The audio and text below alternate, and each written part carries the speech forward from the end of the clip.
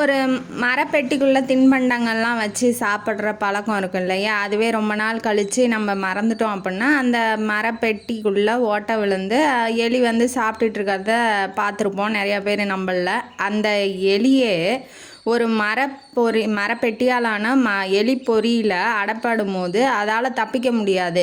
ஏன்னா எலியை அந்த மரப்பெட்டி ஓட்டை போட்டு சாப்பிட முடியும்னு தெரிஞ்ச எலிக்கு எலி பொறி வந்து மரக்கட்டையால் ஆனது, அதை ஓட்டை போட்டு நம்மளால் வெளியில் போக முடியும் அப்படிங்கிறது தெரியாது. ஏன் தெரியாது?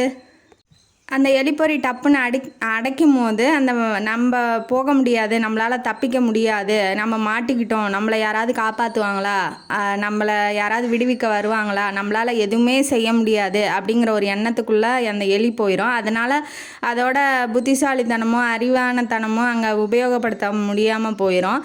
அதனால் அது தப்பிக்க முடியாமல் அப்படியே அந்த எலிப்பொறியிலேயே கடந்து செத்து போயிடும். அதே மாதிரி தான் வாழ்க்கையில் நமக்கு பிரச்சனை வரும்போது ஐயோ நமக்கு இந்த பிரச்சனை வந்துடுச்சு, நம்ம எப்பட்றா தப்பிக்கிறது, நம்ம எப்பட்றா இதை மீறி வர்றது, நம்ம அவ்வளோதான், நம்ம கீழே போயிட்டோம், நம்மளாலாம் முன்னேறவே முடியாது, நம்மளால் ஒன்றுமே செய்ய முடியாது, அவ்வளோதான், நம்மளை எல்லாம் கேவலப்படுத்த போகிறாங்க, அசிங்கப்படுத்த போகிறாங்க, அதெல்லாம் ஒன்றுமே யோசிக்காதீங்க. பிரச்சனை வந்துடுச்சா, இதுதான் பிரச்சனை அப்படின்னு சொல்லி அமைதியாக யோசித்து பாருங்கள்.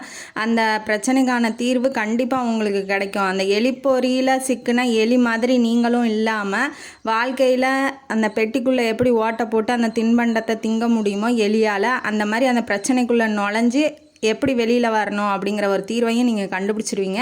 பிரச்சனை வந்தால் பதட்டப்படாமல் பொறுமையாக இருங்க, அதுக்கான தீர்வு உங்களுக்கு கண்டிப்பாக வரும்னு சொல்லி இந்த கதையை முடிக்கிறேன். இந்த கதையும் காணொலி உங்களுக்கு பிடிச்சிருந்தா லைக் பண்ணுங்கள், ஷேர் பண்ணுங்கள், சப்ஸ்கிரைப் பண்ணுங்கள், கமெண்ட் பாக்ஸில் கமெண்ட் பண்ணுங்கள். நன்றி மக்களே.